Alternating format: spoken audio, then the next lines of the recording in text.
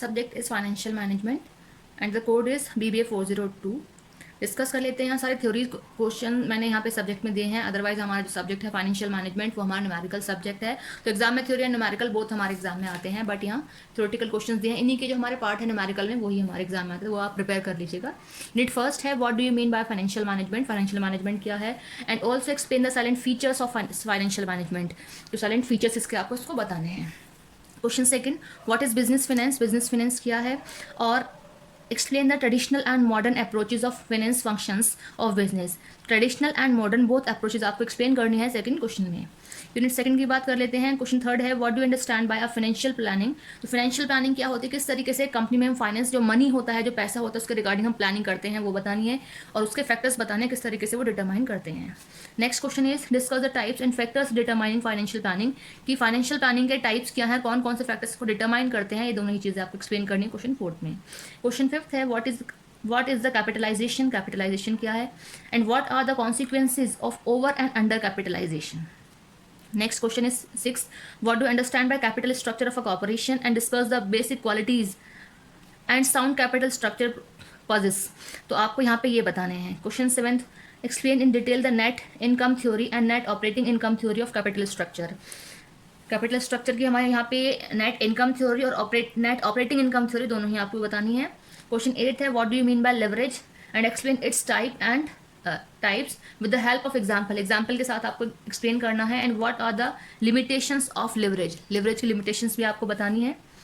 Next question है explain the concept of operating leverage and how will you measure the degree of operating leverage. देखिए numerical ना देकर के भी numerical दिया हुआ है कि ऑपरेटिंग लेवरेज क्या है और किस तरीके से आप मेजर कर सकते हैं एक ऑपरेटिंग लेवरेज को।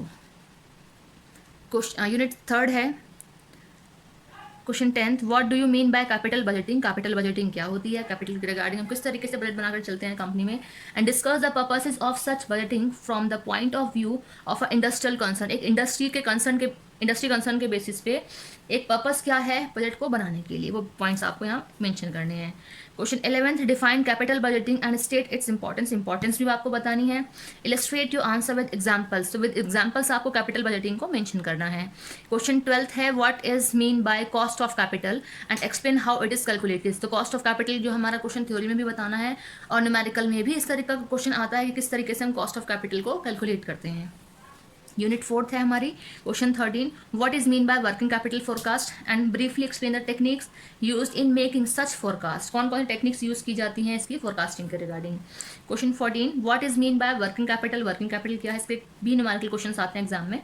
How would determine the working capital requirements. Next is what is operating cycle methods of estimating working capital, देखिए न्यूमेरिकल इसका आता है, ठीक है।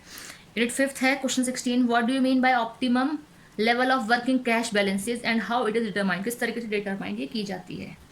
नेक्स्ट क्वेश्चन में दो टर्म दी हैं, एक तो मिलर और मॉडल और कैश बजट, इन दो चीज़ों को आपको as a short note explain करना है। Question 18, what do you mean by dividend, dividend क्या होता है, डिविडेंड के टाइप्स क्या हैं और कौन कौन से फैक्टर्स इन्फ्लुएंस करते हैं डिविडेंड पॉलिसी को, वो आपको यहाँ बताने हैं।